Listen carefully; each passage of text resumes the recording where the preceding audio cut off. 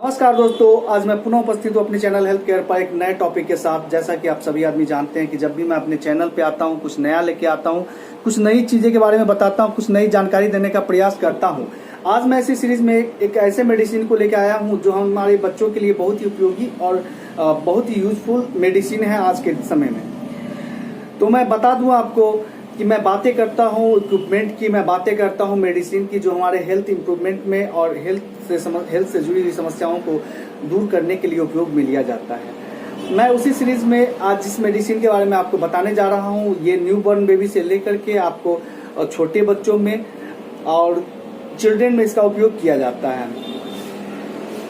ये दवा का नाम है डाइजेस्ट के नाम से ये जो है ड्रॉप आता है। ड्रॉप जब भी होता है छोटे बच्चों में चलाने के लिए होता है, जो आपको 0 days to 6 month या 1 year तक भी आप इसका यूज कर सकते हैं। ड्रॉप चलता है छोटे बच्चों में और सिरप चलता है उनसे थोड़ा सा बड़ा बच्चा हो जाता है तो उसको सिरप दिया जाता है, उसके बाद और बड़ा हो जाता है तो टैबलेट दिया जाता है।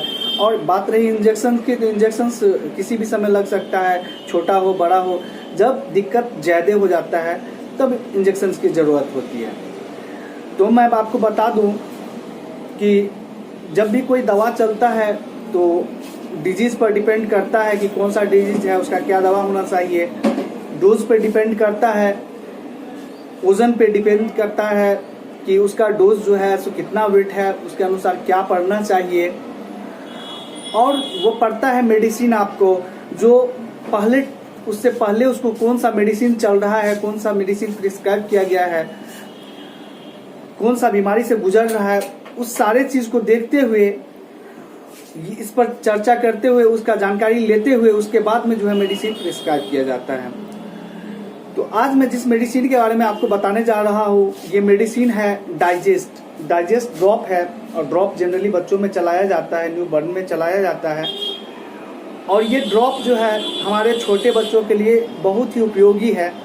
मैं पहले भी बता चुका हूँ कि डाइजेस्ट ड्रॉप जो है सो इसमें क्या क्या पाया जाता है, उसका जो है सो कंपोजिशंस क्या होता है, कितने ml के आते हैं, इसका कब उपयोग किया जा सकता है, इसका क्या साइड इफेक्ट हो सकता है, ये सारे बात का ध्यान रखते हुए हमें दवा चलाने की ज़रूरत होती है।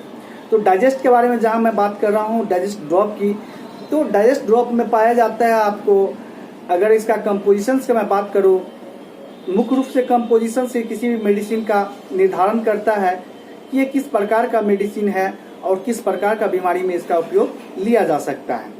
तो इसका कंपोजिशंस है डाइजेस्टिव एंजाइम्स। डाइजेस्टिव एंजाइम इसमें जो है डाइजेस्टिव एंजाइम के तौर पे इसको देखा जाता है।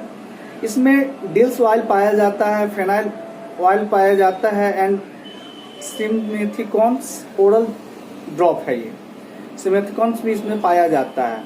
ये सारे कंपोजिशंस ये डाइजेस्ट ड्रॉप के बारे में बताता है हमें कि ये डाइजेस्ट ड्रॉप जो है आपको बच्चा में जब दर्द की समस्याएं आती है, बच्चा में छटपटाहट होता है, बच्चा का बहुत ज़्यादा रोना, आवश्यकता से अधिक रोना, क्योंकि जनरली बच्चा का लक्षण क्या होता है कि जब बच्चा दूध लेता है, भूख लगता है तब रोता है।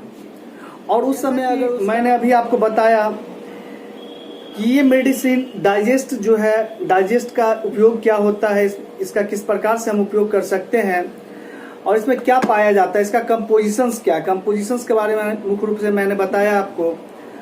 और ये डाइजेस्ट है, मेनली ये डाइजेस्टिव एंजाइम है, इसको पाचक के तौर पे इसका इस्तेमाल किया जाता है।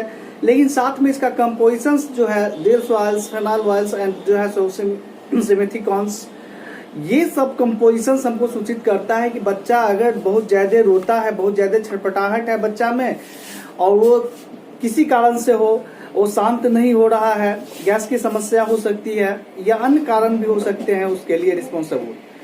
तो उस कंडीशंस में अगर इस दवा का इस्तेमाल किया जाता है तो आपका बच्चा पेन रिलीफ पाता है और जो है वो शांत हो जाता है। जनरली बच्चा भूख लगता है तो दूध के लिए रोता है, उसको दूध मिल जाता है, बच्चा सो जाता है। अगर नहीं सोए, दूध अच्छा से नहीं पिए और परेशान करे, बहुत ज़्यादा परेशान करे, तब इस दवा का आप इस्तेमाल करें। और इसका ओवरडोज आपके बच्चों को हानि भी पहुंचा सकता है, इसलिए कोई भी दवा चलाए अपने नियरेस्ट डॉक्टर से जानकारी लेकर के चलाए तो बेहतर उसका उपयोग हो सकता है। और कभी भी इस दवा का, कोई भी दवा का एक टाइम ड्यूरेशन होता है, मिनिमम इतने घंटों के बाद हम इसको रिपीट कर सकते हैं। कई व्यक्ति होते हैं जो आप नहीं, ये दिए डोज काम नहीं कर रहा है, तुरंत जो है सो हम इसको बदल करके बढ़ा या कमा करके हम तुरंत जो है सो फिर उसको दे देते हैं।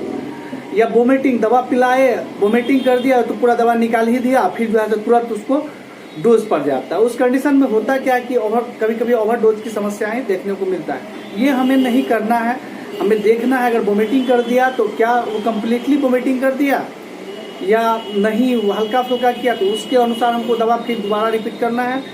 नहीं, ये जो है सो इसका टाइम अभी लगाया है तो इसका कुछ इफेक्ट होगा, कुछ आवर है इसका, जैसे 3-4 आवर के बाद में जनरली आप यूज कर सकते हैं। ऐसे तो TDS में चलता है, BD में चलता है, 8 घंटा 12 घंटा का टाइम ड्यूरेशन होता है, मिनिमम 6 घंटा का टाइम ड्यूरेशन होता है। तो ये सब बात है।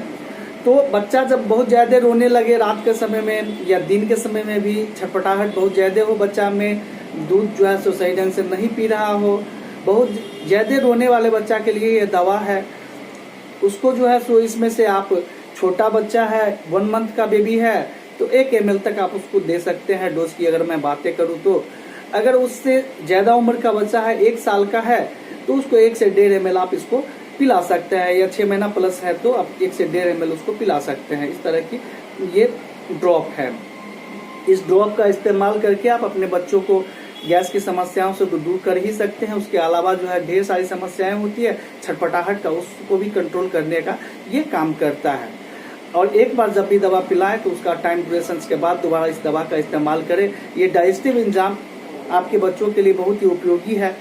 धन्यवाद मेरे वीडियो को देखने के लिए।